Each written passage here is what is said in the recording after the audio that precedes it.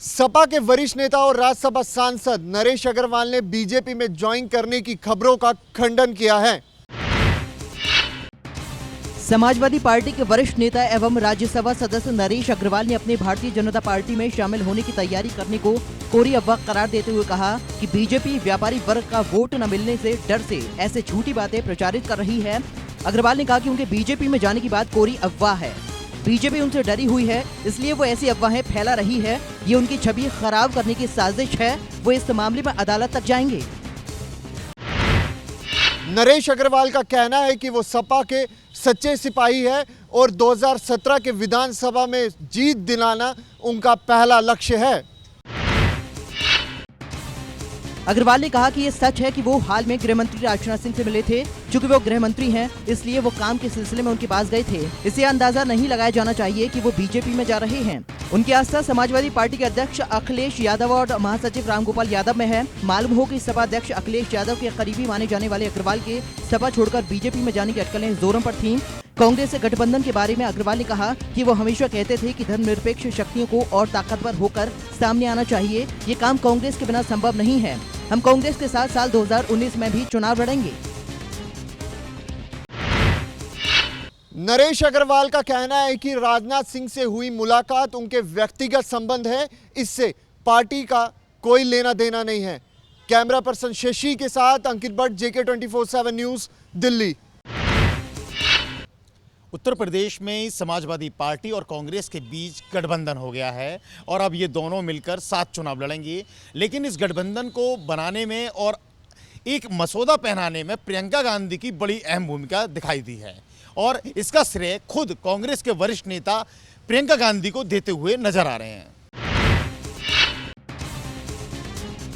UP चुनाव के लिए समाजवादी पार्टी के साथ कांग्रेस का गठबंधन फाइनल होने को प्रियंका गांधी के राजनीतिक लॉन्च के तौर पर देखा जा रहा है।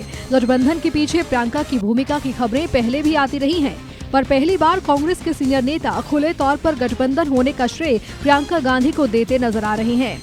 एसपी कांग्रेस के बीच सीटों को लेकर ऐसा पेंच फंसा था कि गठबंधन पर संकट ही मंडराने लगा था, पर कांग्रेस नेता मान रहे हैं कि प्रियंका ने अखिलेश से बात कर बिगड़ी बात को बना दिया और गठबंधन लॉक हो गया।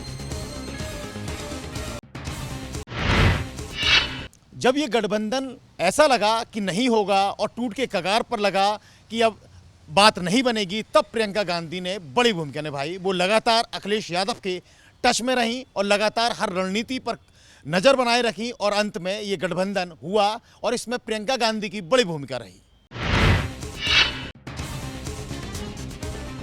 अभी तक प्रियंका की भूमिका राहुल के संसदीय क्षेत्र अमेठी और सोनिया गांधी की सीट रायबरेली तक ही सीमित थी।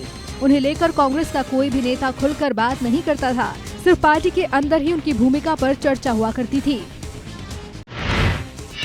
अब प्रियंका गांधी ने जिस तरह से इस गठबंधन में भूमिका निभाई है, उससे एक बात देखने की है कि आप प्रियंका गांधी उत्तर प्रदेश चुनाव में भी अपनी रणनीति से कांग्रेस को जिताने वाली भूमिका भी निभाएंगी, या फिर यूं कहें कि समाजवादी पार्टी के साथ डिंपल यादव भी प्रचार करेंगी तो उनके साथ मंच साझा करती हुई नजर आएंगी। कैमरामैन अशोक सिंह के साथ अवनीश यादव, JK 24/7 न्यूज, दिल्ली। अक्षय कुमार की आगामी फिल्म जॉली LLB 2 एक बार फिर विवादों में है। दरअसल मुंबई के एक वकील ने फिल्म के टाइटल को लेकर आपत्ति जताई है और कोर्ट में इसके खिलाफ एक याचिका दायर की है। अक्षय कुमार की फिल्म जॉली LLB 2 रिलीज होने से पहले कानूनी पेच में फंस गई। दरअसल एक वकील ने बॉम्बे हाईकोर्ट में याचिका दाखिल कर कहा है कि फिल्म से इस शब्द को हटा लिया जाए। खबर है कि अजय कुमार वाघमारे नाम के एक वकील ने अपनी याचिका में कहा है कि फिल्म के ट्रेलर में कई सीन्स में किरदारों को अदालत में पत्ते खेलते और नाचते हुए दिखाया गया, जो वकीली पेशा का मजाक उड़ाने जैसा है। अजय वाघमारे नाम के वकील ने फिल्म के टाइटल से LLB शब्द हटाने की मांग की है, क्योंकि उनका मानना है इससे भारतीय कानून की प्रतिष्ठा भंग होती है।